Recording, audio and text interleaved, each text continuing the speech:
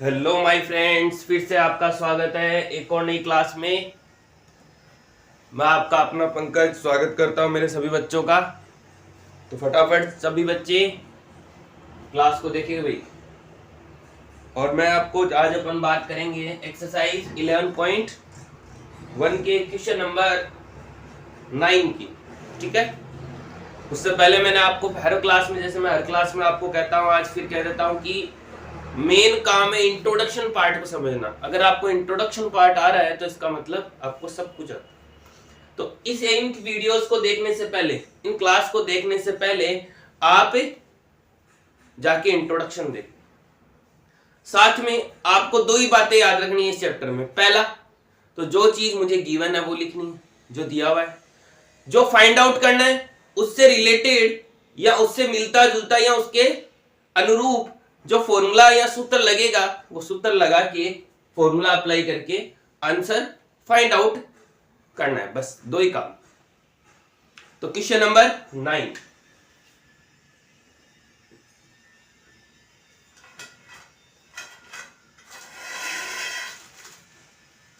Question number 9 क्या दिया हुआ है?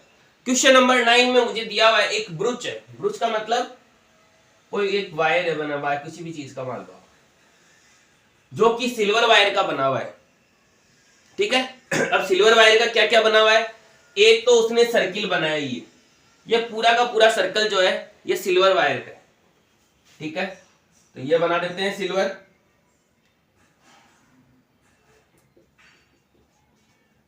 चांदी। ठीक है। साथ में उसने 5 डायमीटर बनाए, 5 व्यास बनाए, किसके? सिल्वर वायर चांदी के। तो मैं भी 5 बनाता हूं भाई। 1 2 3 4 और ये 5 मैंने ये डायमीटर बना दिए सिल्वर वायर के। ठीक है। या फिर आप भी कह सकते हो 5 व्यास बनाए उसने सिल्वर वायर, यानी उसने व्यास बनाने में, डायमीटर बनाने में सिल्वर वायर का इस्तेमाल किया और सर्किल बनाने में सिल्वर वायर का इस्तेमाल किया। तो मुझे क्या क्या फाइंड करना है? मुझे फाइंड करना है कि उसने टोटल सिल्वर वायर की लेंथ कितनी है, यानी कितना सिल्वर वायर चांदी उसने यूज किया है। ठीक है। साथ में मुझे ईच ब्रुच का सेक्टर निकालना। अब ब्रुच क्या होता है? ये जो पार्ट है ना, ये छोटे छोटे, इन पार्ट को ही ब्रुच कहा जाता है। ठीक है। तो मुझे दिख रहा है कि एक पार्ट जो है वो एक सेक्टर के जैसा है, ईच पार्ट जो है वो एक सेक्टर के जैसा है, त्रिज्या खंड के जैसा है कि नहीं? तो मैं भी क्या करूंगा, त्रिज्या खंड का क्षेत्रफल, एरिया ऑफ सेक्टर निकाल लूंगा। ठीक है। तो शुरू करते हैं। क्वेश्चन में मुझे गिवन क्या है? पहला, डी व्यास बराबर 35, ये मुझे गिवन है। साथ में क्वेश्चन में उसने क्या किया है कि इसको 10 इक्वल पार्ट्स में डिवाइड कर दिया। अब दिख भी रहा है कि 5 डायमीटर बनाते ही ये 10 पार्ट्स में डिवाइड हो गया। 1 2 3 4 5 6 7 8 9 10, है कि नहीं? साथ में मुझे एंगल की भी जरूरत पड़ेगी, कोण की, क्योंकि एरिया ऑफ सेक्टर निकालना है। तो शुरू करते हैं एक एक करके। पहला, total length of silver wire, Hindi में प्रयुक्त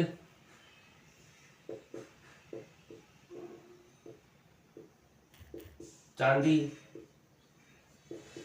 की कुल लंबाई। ठीक है। ये निकालना मुझे। अब मुझे पता है कि उसने 5 व्यास बनाने में सिल्वर वायर का इस्तेमाल किया। तो अब आप मुझे बताओ कि अगर एक वायर या एक व्यास, एक डायमीटर 35 का है, 35 का है, तो दो कितने के हो गए? डबल कर दो, 70 70।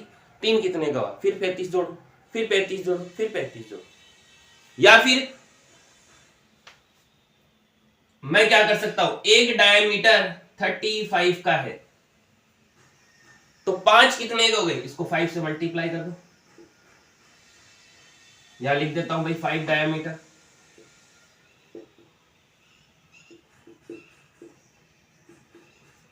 थर्टी फाइव इंटू 5 कितना हो गया, 50 25 2 5 17 175। सीधी सी बात है, अगर एक चॉकलेट 2 रुपए की आती है ना तो 5 चॉकलेट 10 की आएगी, 2 गुना 5 2 मल्टीप्लाई 5 इक्वल टू 10। ठीक है, साथ में उसने सर्किल बनाने में सिल्वर वायर का यूज किया है, चांदी का। तो अब आप मुझे ये बताओ, क्या सर्किल बनता है, तो सर्किल किससे बनता है, आर्क से बनता है, परिधि से बनता है। तो क्या इसकी परिधि या आर्क या सरकमफ्रेंस सिल्वर वायर की बनी हुई है, तो मैं भी निकाल लेता हूं इसकी आर्क या सरकमफ्रेंस, सी हिंदी में कहें तो परिधि, जो कि होती है मेरे पास 2 pi R, 2 pi R value put कर दो, 2 मल्टीप्लाई 22/7 आर। व्यास का आधा त्रिज्या होती है, डायमीटर का हाफ रेडियस होता है, इंट्रोडक्शन पार्ट में बताया हुआ है। तो यहां से आर रेडियस त्रिज्या 35/2 हो गई। आप चाहो तो इसको डिवाइड करके 17.5 भी लिख सकते हो। ठीक है, तो मैं भी रख देता हूं, लिख दिया। यहां से काट पीट के आंसर निकाल लो, 2 से 2 गया 7 5 क्या बचा मेरे पास, 22 मल्टीप्लाई 5 इक्वल 110, यही बचा मेरे पास। अब आर्क मैंने निकाल ली 110, 110, 5 डायमीटर निकाल लिए 175 के, 175 के। तो टोटल कैसे निकालेंगे, टोटल कैसे निकालेंगे, आर्क और डायमीटर, परिधि और व्यास दोनों को जोड़ दें तो टोटल आ गया। तो टोटल सिल्वर वायर कुल कितना आ जाएगा मेरे पास, 175 प्लस 110 इक्वल 285, ये आ गया मेरे पास टोटल सिल्वर वायर, ये आ गया मेरे पास टोटल कुल चांदी जितनी यूज हो रखी है वो आ गई मेरे पास। आगे सेकंड पार्ट मुझे निकालना है, एरिया ऑफ ईच ब्रुच। आपको अभी अभी बताया था कि ईच ब्रुच या ईच पार्ट जो है वो एक सेक्टर के जैसा है, त्रिज्या खंड के जैसा। तो मैं भी क्या करता हूं, त्रिज्या खंड का क्षेत्रफल निकालूंगा, एरिया ऑफ सेक्टर निकालूंगा, फॉर्मूला मुझे पता है। अब ध्यान से समझना, सेकंड एरिया ऑफ सेक्टर त्रिज्या खंड का क्षेत्रफल, त्रिज्या खंड का क्षेत्रफल। ठीक है, क्या होगा ये,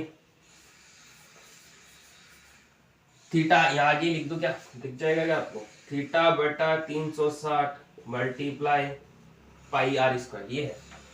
अब यहां आर की वैल्यू तो है मेरे पास त्रिज्या रेडियस, बट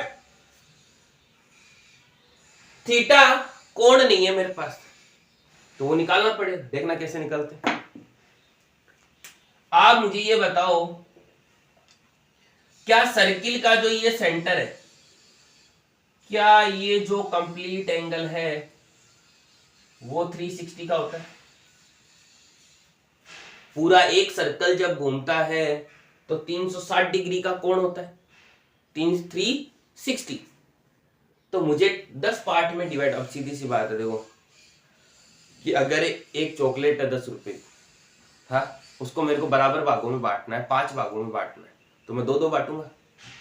हाँ, तो यानी 2 आया कैसे, ईच 2-2, ईच के पास, हर एक के पास 2-2 आया कैसे, मैंने 10 में 5 का भाग दे दिया, 10 डिवाइड बाई 5। तो इसी तरह यहां कर देंगे, अगर ये 10 इक्वल पार्ट्स में है, टोटल 360 है, यानी ये मान लो टोटल चॉकलेट 360 रुपए की है, 10 भागों में बांटनी है उसको, 10 पार्ट में, तो 360 को 10 से डिवाइड कर दूं तो ईच आ गया। तो यहां से थीटा बराबर, या फिर ऐसे लिख सकते हो, angle of each sector, Hindi में प्रत्येक त्रिज्या खंड का कोण बराबर 360 अपॉन 10 इज इक्वल 36 आ गया मेरे पास। तो ये मान के चलो कि ये 360 रुपए की कोई चॉकलेट है, उसको 10 भागों में बांटना है, 1 2 3 4 5 6 7 8 9 10, 10 भागों में बांटना है 10 पार्ट्स में, और इक्वल होना चाहिए। तो मैंने क्या किया, 360 को 10 से डिवाइड कर दिया, वही चॉकलेट वाला एग्जांपल। अब थीटा आ गया, आर की वैल्यू आ गई, वैल्यू पुट कर दो, तो 36 अपॉन 360 मल्टीप्लाई 22 अपॉन 7, आर की वैल्यू 35 अपॉन 2, स्क्वायर है तो एक बार और लिख दो, ये लो। अब बस इसको काट पीट के आंसर निकालना है, फटाफट निकाल लेते।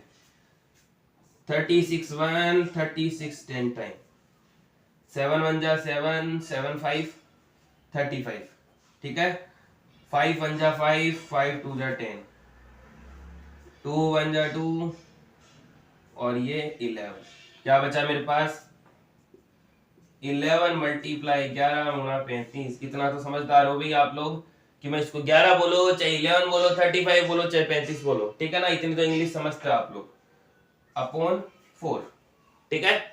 बस इसको मल्टीप्लाई करना है, फटाफट मल्टीप्लाई कर लो, फटाफट करो इसको, फटाफट करो, मैं करना पड़ेगा। 11 5 55 का 5, ये 5 11 33 और 5 38, ये आ गया मेरे पास आंसर, ठीक है। तो ये था आपका क्वेश्चन नंबर 9।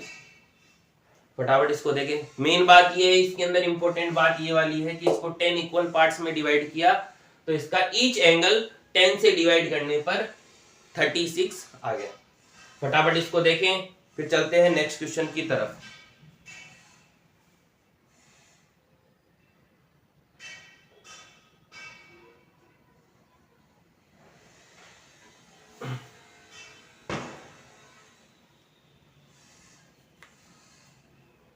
आई होप सब बच्चों को समझ में आ रहा है। अगर समझ में आ रहा है तो वीडियो को लाइक जरूर करें भाई, और अपने दोस्तों के साथ शेयर करें, और ज्यादा से ज्यादा सब्सक्राइब करवाएं।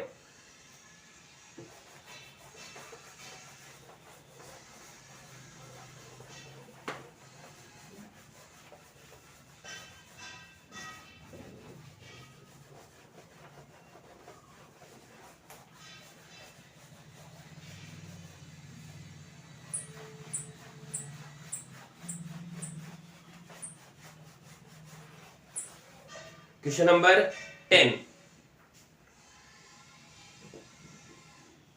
क्वेश्चन नंबर 10 में मुझे दे रखा है एक एम्ब्रेला है, अम्ब्रेला मतलब छाता, बारिश वाला, ठीक है। उस छाते, अब आपने छाता अगर ध्यान से देखा हो तो ये डंडी छाते की, और उसके ऊपर अपने को कवर करने के लिए गोल सा सर्किल बना होता है, ठीक है। तो मैं भी बना देता हूं एक सर्कल, ये मैंने सर्कल बना दिया, ठीक है। ये है उसकी सेंटर, यानी ये जो गोल अम्ब्रेला है उसके ऊपर क्या लगी होती है, एक डंडी, एक डंडी जो बच्चा यादव कपिल शर्मा में लगाता है, वैसी डंडी लगी हुई है, हाँ।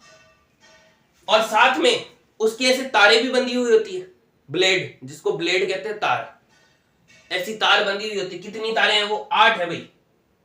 तो मैं भी 8 का मतलब 4 बनानी पड़ेगी, 1 2 3 4, ये 4 बनी हुई, और सेंटर में वो डंडी खड़ी हुई है इस पे, ठीक है।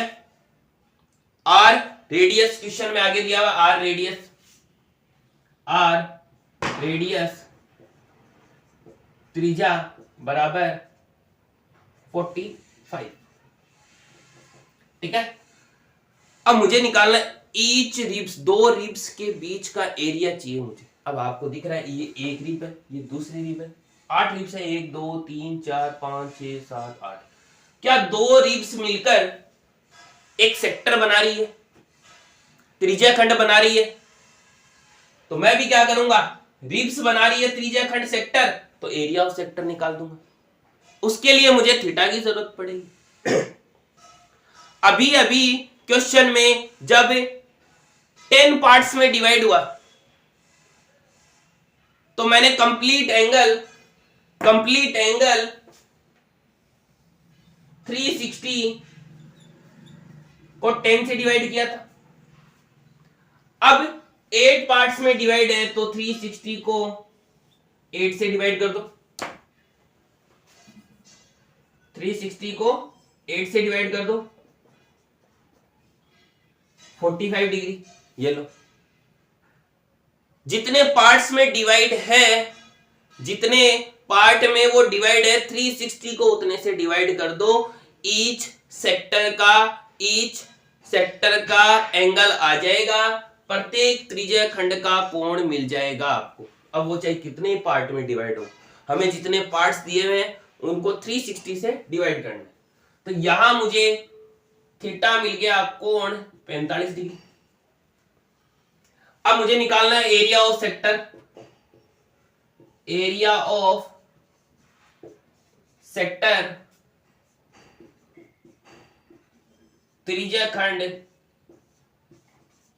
का क्षेत्रफल। ठीक है, सूत्र अभी भी लगाया था अपन ने, formula theta upon 360 pi R square, theta upon 360 pi R square. Value put करो, 45 अपॉन मल्टीप्लाई 22 अपॉन 7, आर की वैल्यू 45 है क्या? ये लो, काट दो इसको, 8 4 11, क्या बचा मेरे पास? 11 मल्टीप्लाई अपॉन 4। इन दोनों को मल्टीप्लाई कर लो, 45 का स्क्वायर, लास्ट डिजिट जब 5 होती है तो उसका स्क्वायर कैसे निकालते हैं अपन? 11 मल्टीप्लाई 5 का तो लिख दो 25, बचा क्या 4, 4 को 4 से मल्टीप्लाई कर दो, वापस 4 ऐड कर दो, 20। ये लो, सॉरी ये 28 हो गया। ये शॉर्ट्स वीडियो में मैंने डाली हुई है कि लास्ट का डिजिट जब 5 होता है तो उसका स्क्वायर कैसे निकालते हैं अपन। ठीक है, फिर एक बार के लिए थोड़ा साइड में बता देता हूं। 45 का स्क्वायर कह दो, चाहे 45 मल्टीप्लाई 45 कह दो, उसका स्क्वायर कैसे निकालते हैं? 5 का तो लिख दो 25, फिर जो डिजिट बच गई है 4, उसको उसी से 1 टाइम मल्टीप्लाई, फिर जो आंसर आए उसमें वापस वही ऐड कर दो। ये बहुत काम आता है 10th क्लास वाले बच्चों के लिए। 20, इसी तरह आप 35 और किसी का भी निकाल सकते हैं। मान लो 65 का निकालना है मुझे, तो 5 का तो लिख दो 25, बचा गया 6, 6 को 6 से मल्टीप्लाई किया 36, वापस 6 ऐड कर दिया, 36 और 6 42, 36 और 6 42। ये लो, ठीक है। तो ऐसी शॉर्ट ट्रिक्स जानने के लिए चैनल को सब्सक्राइब करें और लाइक शेयर भी करते रहें, ठीक है, ताकि आपके पास और नई अच्छी अच्छी वीडियोस या क्लास आपको देखने को मिले। ठीक है, फिलहाल के लिए आज चलते हैं, इसको मल्टीप्लाई कर लो भाई, फटाफट इसको मल्टीप्लाई करो, कितना आएगा? मैं ही कर देता हूँ भाई, 11 5 55, 11 दूनी 22 और 5 27, 27 0 2, 11 दूनी 22। ये आ गया अपना आंसर। अब आप चाहो तो इसको डिवाइड करके पॉइंट में भी लिख सकते हो, यहां तक छोड़ोगे तो भी ठीक है, नंबर नहीं कटेगा आपका। ठीक है, तो ये था आपके 2 क्वेश्चन नंबर 9 और 10। आई होप आप सबको समझ में आया होगा। समझ में आया तो चैनल को सब्सक्राइब करना ना भूले पे। और मैं बार बार यही कहता हूं आपसे कि इंट्रोडक्शन पार्ट को अच्छे से ध्यान रखें। अगर इंट्रोडक्शन पार्ट आता है इसका मतलब आपको सब कुछ आ रहा है। ठीक है, आज के लिए बस इतना ही, फिर मिलेंगे आपको नेक्स्ट क्लास में। ठीक है, और फिर मैं आपको हमेशा यही बात कहूंगा कि जीवन में सब कुछ करना, अपने पेरेंट्स के साथ लॉयल रहना भाई। अगर किसी बच्चे का पढ़ाई में मन नहीं लगता तो अपने मम्मी पापा की देखभाल करो, उनकी सेवा करो, उनको अच्छे से खुश रखो। अगर वो खुश है तो आपकी पढ़ाई, बिजनेस सब कुछ ठीक हो जाएगा। मैं आपसे यही कहता हूं कि हर बच्चा 90+ ग्रो नहीं कर सकता, गारंटी है। अगर हर बच्चा ही 90+ कर लेगा, हर बच्चा ही डॉक्टर बन जाएगा, हर बच्चा ही इंजीनियर बन जाएगा, तो दर्जी का काम कौन करेगा? साफ सफाई कौन करेगा? घर बनाने का काम कौन करेगा? बिजनेस कौन करेगा? कपड़े की दुकान कौन खोलेगा? हाँ, कंपनी कौन चलाएगा? ठीक है, तो मेन काम है आप अपनी रिस्पेक्ट बाहर बना के रखें बस। ठीक है, ज्यादा मैं नहीं बताऊंगा। फिलहाल के लिए 2 क्वेश्चन है, फिर मिलेंगे आपको नेक्स्ट क्लास में आगे के क्वेश्चनों के लिए। ठीक है, धन्यवाद।